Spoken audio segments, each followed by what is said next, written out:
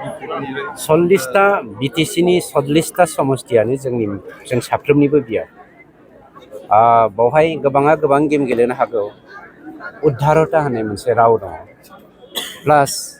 दिनै ग्रेटार इन्टारेस्टआ दुलाराय बर' फरायसा आफाद आरो बर' साहित्य सभानि आमब्रेलानि सिङाव बर' हारिनि खौसेथिनि बाथ्राखौ लानानै जोंनि इउपिपिएल दोलोआ जेब्लायबो खौसेथिनि खामानिखौ मावगासिनो दङ जेसेबां मानि जोंनियाव सिनियर बर' दैदेनगिरिफोर राजखान्थिगिरिफ्रा इउपिपिएल दोलोआव जयेन जादों बिथांमोनखौ मान होनायजों लोगोसे जोङो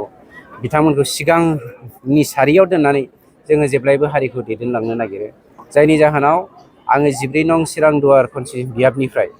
जुदि आं एक्जिस्टिं दासिमबो आं गेमब्लाबो आं बेखौ खाम्फा बरगयारि बिथांनो सेक्रिफाइस खालामदों बेनि जाहोना बे नङा जे आङो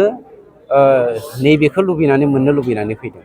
गुबै खोन्थाया जादों जों सेक्रिफाइस खालामलायदों मानोना हारि दानाय हालाम दानायनि खोन्थाया जोंनियाव फैदों जों गावजों गाव जेसेबां एना एनि जागोन जाय हाग्रामाया दिनै बर' हारिनि बिश्वासघातक जाय बर' हारिया जारिमिना मोनदांस' हायै समनिफ्रायनो रोजा रोजा बोसोर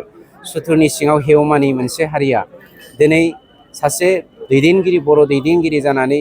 गावनि हारि गावनि मान सन्मान गावनि मर्यादाखौ फाननानै गुबुननि आथिङाव हमनानै गावनि बेक्तिगत सार्थखौ जाफुंहोनो नागिरनाय हाग्रामाजों थाया होननानै जोंनि बर' दैदेनगिरिफ्रा खौसे जानानै इउपिपिएलआव जयेन जादोंबा जों बिथांमोनखौ मान होनांगोन आरो बे जोंनि मान होनाया जोंनि दायित्व।